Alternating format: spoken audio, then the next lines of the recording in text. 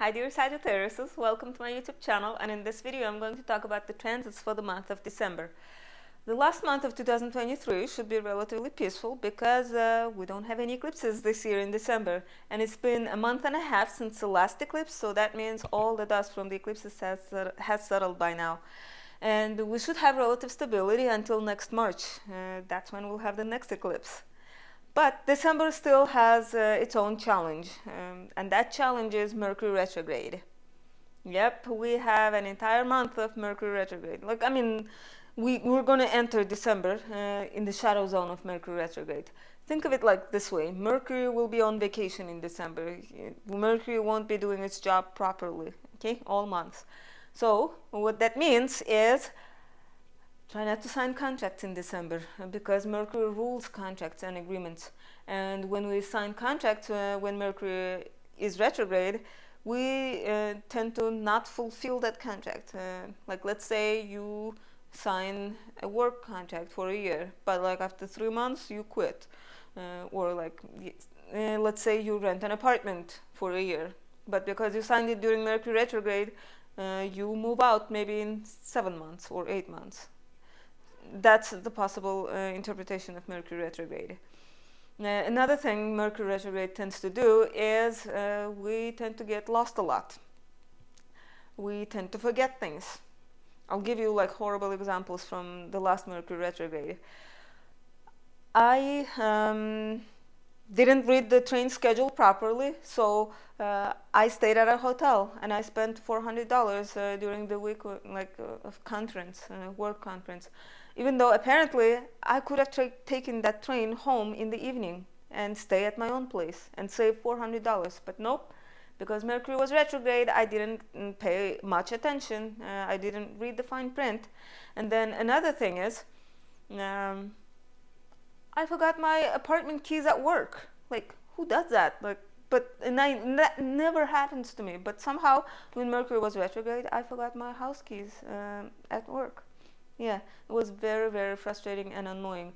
I kept swearing, I'm like, I can't wait for this Mercury retrograde to be over.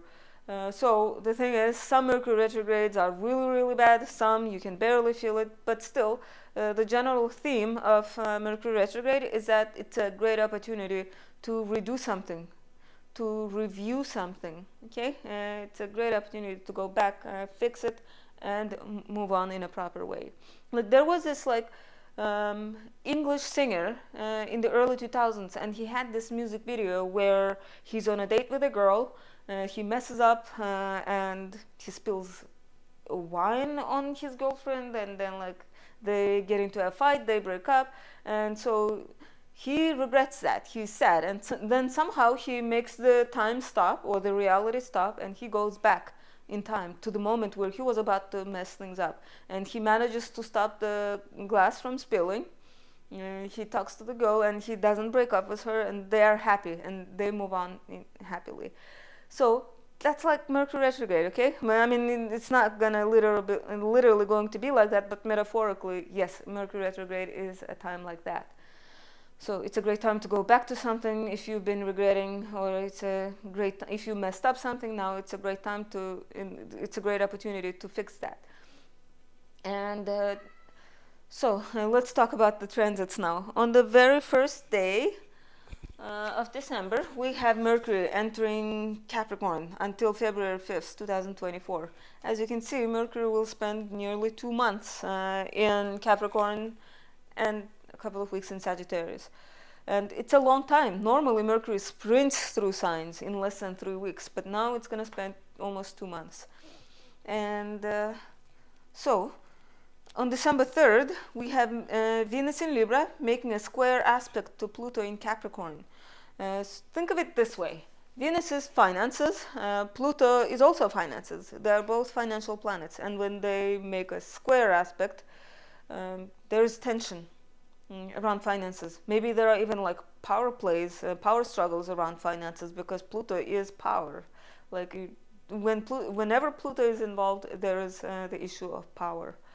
And another possible interpretation is Venus rules love, and Pluto is intense emotions. So think of it like volcanic energy, like volcanoes suddenly erupting around like romance, relationships. Yeah, so if there has been some things that you've been ignoring, now around December 3rd, it might be the time when you're like, okay, let's have that talk. I mean, like that. These are possible interpretations. Generally, it might feel like a frustrating day or two. Thankfully, this transit will be active for like 3 days maximum. And don't worry, this is not the kind of aspect that's going to end your relationship. No, this will not lead to a breakup. It's just a small friction. After this, one day after this aspect, on December 4th, Venus is going to enter Scorpio until December 29th, 2023. So, dear Sagittarius, it's going to be in your 12th house most of December. Yeah, so enjoying romance in secret, because 12th house is a very secretive house, and Venus is romance. But this this transit is like barely a month long. I wouldn't say you will start like a secret romance in December. On December 12th, we have a new moon in Sagittarius, okay, on the 20th degree of Sagittarius. So new moons are the times of news, announcement, decisions, new beginnings, and so, and you will start feeling this 4 days before the new moon. So around December 9th, you will start receiving news, announcements, and this is happening in your first house. And by the way, Sagittarius, happy birthday to December Sagittarius. I forgot to say that in the early part of the video. But anyway, so if you were born on December 12th, that means you have a new moon on your birthday. And that means this upcoming year, there will be something new, some new beginning in your life. And some of you might get married, some of you might move, some of you might become parents. Yeah, so major milestone basically. Okay, and on December 13th, Mercury is going to station retrograde on the 8th degree of Capricorn. Yes, so Mercury will begin its retrograde journey in your second house of finances. Okay, it's in the house of your earnings, like your self-worth. So you might be reviewing these matters, like reviewing your finances, reviewing your budget, reviewing your self-worth. I'm like you will be reevaluating like your self-worth. And then eventually, on December 23rd, Mercury is going to slip back into Sagittarius, into your first house. Okay. Again, so now instead of like finances and self-worth, now you will be reevaluating your image.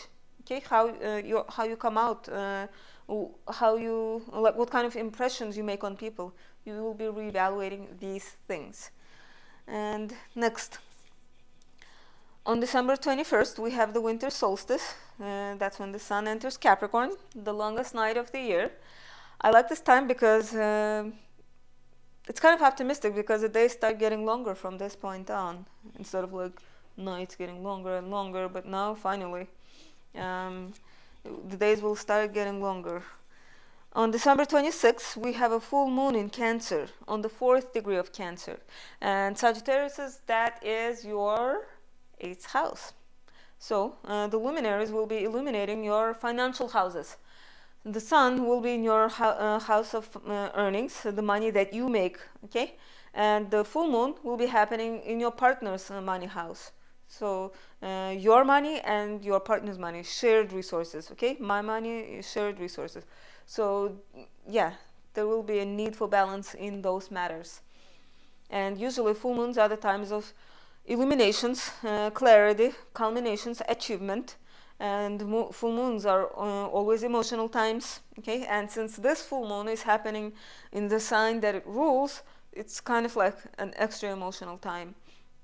But that sun in Capricorn will be giving us this sobriety, sober look, and so you can expect some sort of like clarity, illumination regarding shared resources, most likely around this full moon at the end of the year, after the Christmas. And on the same day as this full moon, Chiron is going to station direct on the 15th degree of Aries. And Sagittarius, that is your 5th house. Chiron is the wounded healer. So when it stations direct, it brings like healing in that area. Okay. Chiron is an asteroid. It's not like a big planet, so it's not something that we really feel like in an obvious way. So it will be in a very subtle way, like barely noticeable, but there will be healing. And after this, Venus is going to enter Sagittarius until January 23rd, 2024. This is fun. Think of it like this way. Venus was trapped in Scorpio's mansion, having to listen to Scorpio's psychological stuff, and now Venus is finally free, and now she wants to be wild in Scorpio, not in Sagittarius. Okay, um, parties, adventures, traveling, trying new things, trying all kinds of food, meeting all kinds of people. So. Yeah, it's a very fun energy. So, and when Venus visits your sign, that's like the time when you are extra charming. And if you need to buy clothes, like I would say buy it when Venus enters your sign at the end of the year. I would say January would be better for you. When Venus is in your sign and you buy clothes, that's when you find stuff that you really like, or things that look really good on you, and for a great price too. Okay. And so after this, before the last day of 2023, we have Jupiter stationing direct on the 5th degree of Taurus, and Sagittarius, that is your 6th house. And so, sixth house is a house of work, health, pets, and routine. Okay, co-workers as well. So you've been experiencing blessings in that area, starting from this May until next May. So it's like a year of luck, blessings, expansion in those matters. Okay, so dear Sagittarius, I hope you enjoyed this video, and if you did, please subscribe. And I hope you guys have a wonderful birthday, wonderful Christmas, and New Year. Thank you for watching.